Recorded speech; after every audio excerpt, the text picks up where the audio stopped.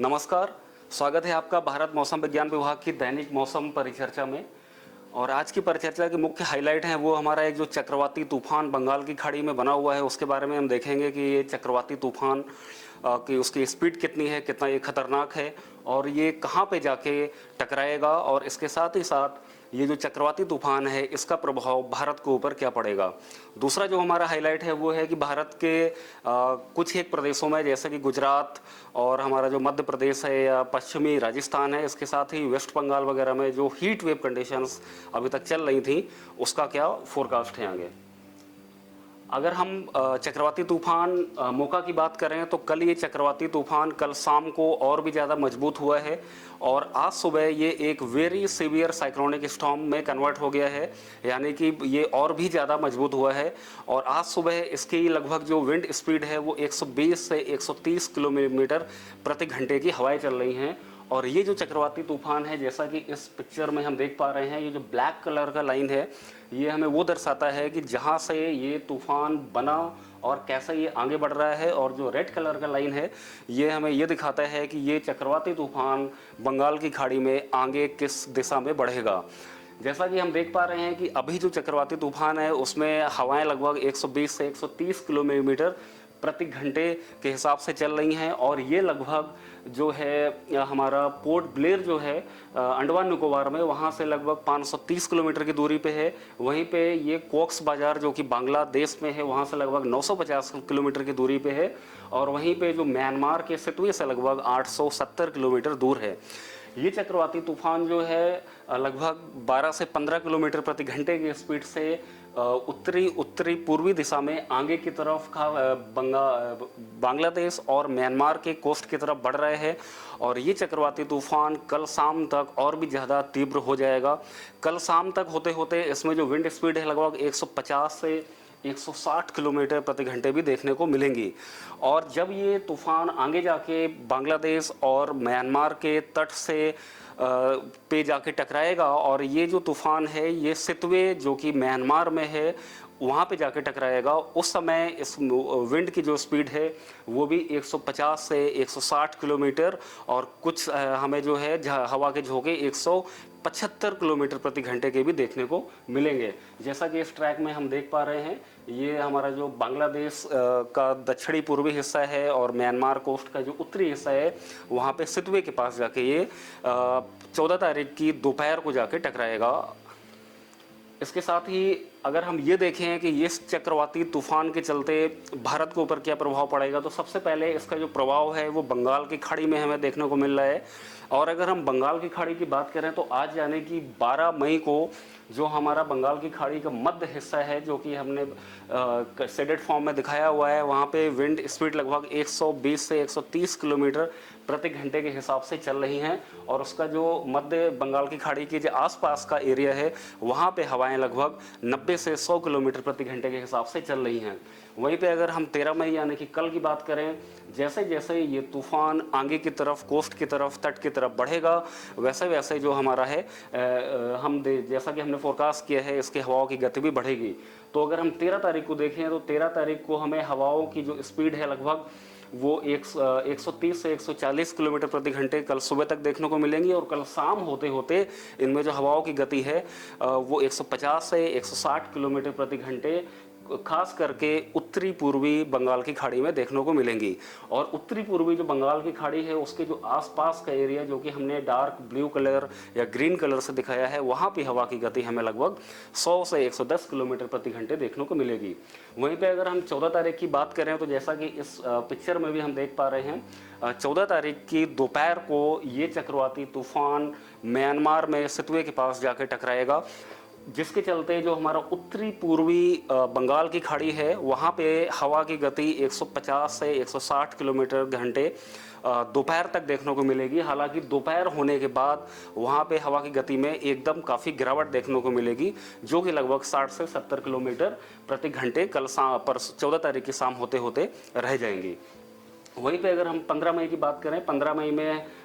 तक ये जो हमारा चक्रवाती तूफान है लगभग वो बहुत ज़्यादा कमज़ोर हो चुका होगा या लगभग ख़त्म ही हो जाएगा। तो बंगाल की खाड़ी में कुछ खास वार्निंग नहीं है, सिर्फ उत्तरी पूर्वी बंगाल की खाड़ी में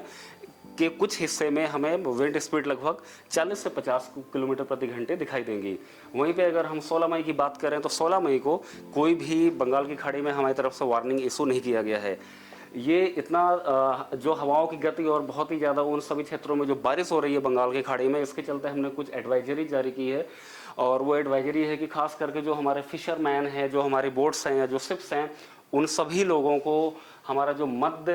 भाग है बंगाल की खाड़ी का और उसके जो आसपास का क्षेत्र है वहाँ पे आज उनको नहीं जाना चाहिए। अगर हम कल की बात करें तो इन सभी लोगों को कल जो है उत्तरी पूर्वी बंगाल की खाड़ी उसके आसपास के क्षेत्र में उनको नहीं जाना चाहिए। वहीं पे अगर हम 14 तारीख की बात करें तो उत्तरी पूर्वी बंगाल की खाड़ी में सभी लोगों को वहाँ पे फिशरमैन हो गए, बोट्स हैं या जितने भी हमारे शिप्स वगैरह हैं, वहाँ पे उनको नहीं जाना चाहिए। इसके साथ ही अंडमान और निकोबार आइलैंड में खास करके आज के लिए वहाँ पे सारी टूरिज्म एक्टिविटीज़ या फिर जितना भी हमारा शिपिंग एक्टिविटीज़ है उनको स्थगित करना चाहिए। वहीं पे अगर हम बंगाल की खाड़ी के मध्य भाग की बात करें या उत्तरी पूर्वी बंगाल की खाड़ी की बात करें तो वहाँ पे भी जितनी भी शिपिंग एक्टिविटीज़ अगर कुछ भी है तो उनको लगभग 14 मई तक के लिए सारी की सारी एक्टिविटीज़ को स्थगित कर देना चाहिए। इसके साथ ही अगर हम ये देखें कि इसका भारत के ऊपर क्या प्रभाव पड़ेगा, जैसा कि सैटेलाइट पिक्चर्स में हम देख पा रहे हैं, ये हमारा चक्रवाती तूफान जो कि बंगाल की खाड़ी में बना हुआ है और ये तूफान उत्तरी पूर्वी दिशा में बांग्लादेश और म्यांमार कोस्ट की तरफ आगे बढ़ रहा है। इस चक्रवाती तूफान के चलते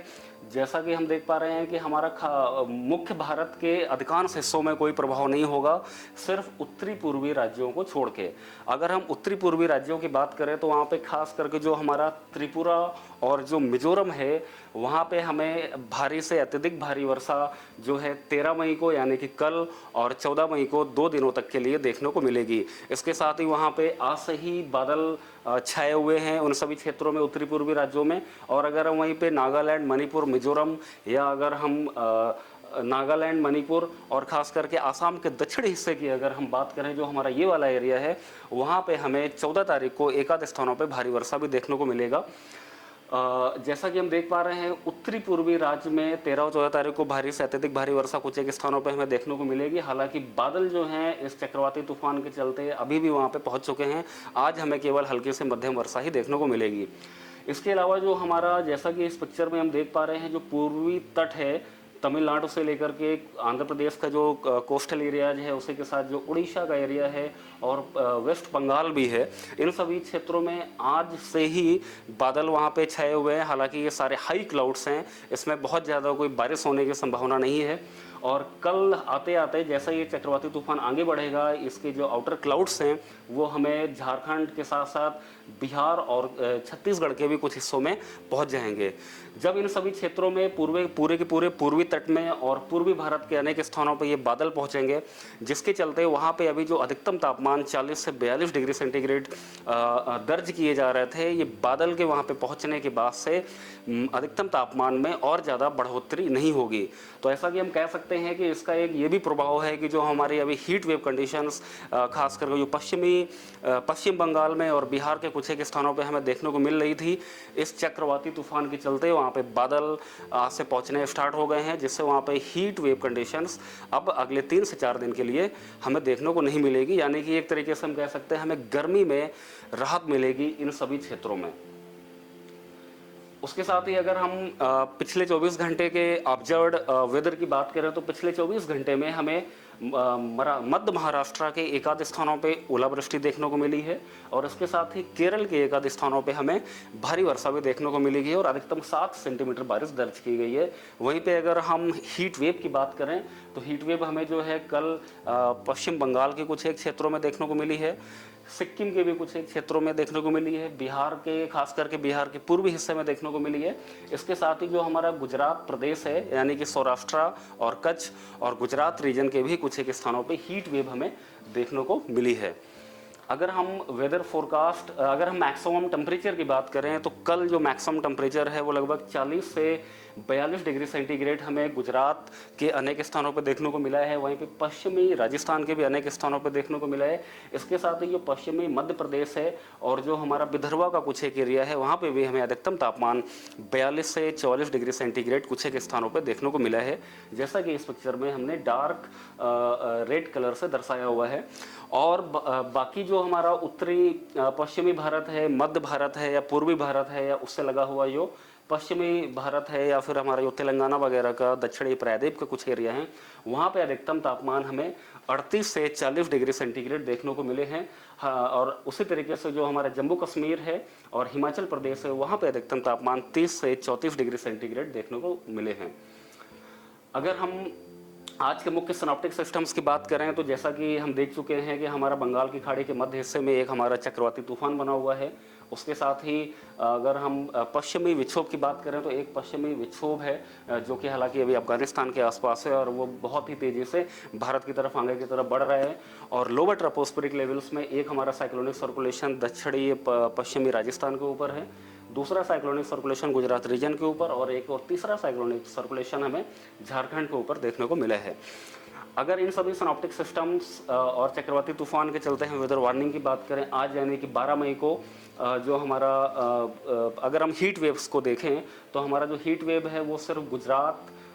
जो प्रदेश है और जो पश्चिमी राजस्थान है और उसके साथ ही जो पश्चिमी मध्य प्रदेश है, इन सभी क्षेत्रों में हीट वेव कंडीशंस और महाराष्ट्र का भी कुछ एक हिस्सा है, वहाँ पे हमें 12 और 13 तारीख अगले 2 दिनों तक देखने को मिलेगी।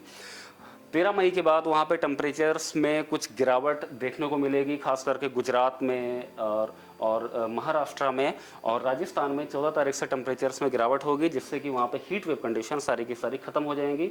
और उसी तरीके से अगर हम साउथ पेनिसुलर इंडिया में सिर्फ कुछ एक जगह हमारे लाइट रेनफॉल की एक्टिविटी चलती रहेंगी